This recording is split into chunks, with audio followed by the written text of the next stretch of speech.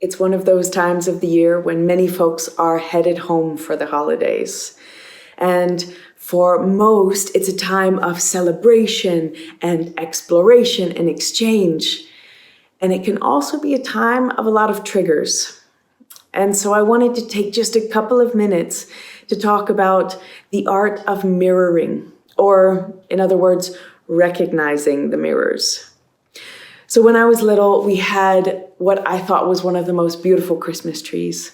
We had big colored bulbs and some really classy ornaments that I'm sure came from the time before my parents had children.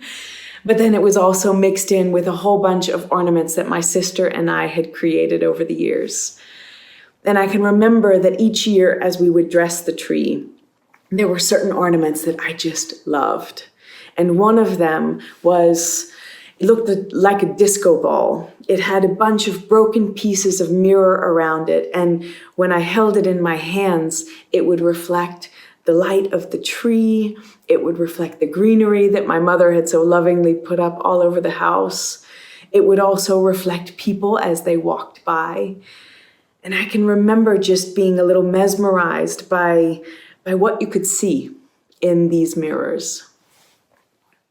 Guys, in some ways, we're a little bit like that. We are constantly reflecting the things that are around us.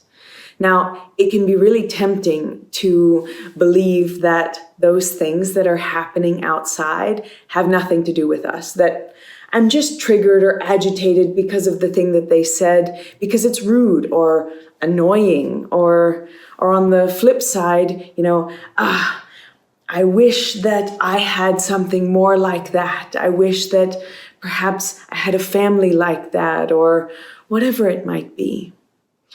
But these things that come up, guys, they're a direct reflection of something within us. Not necessarily the exact same thing, but often it falls into three categories. One is it's something that we perhaps have some judgment for ourselves.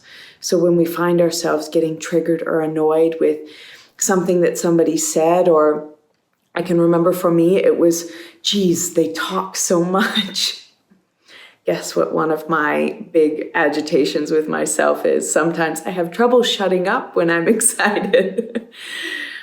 Another is that it might be something that we wish we had more of in our lives.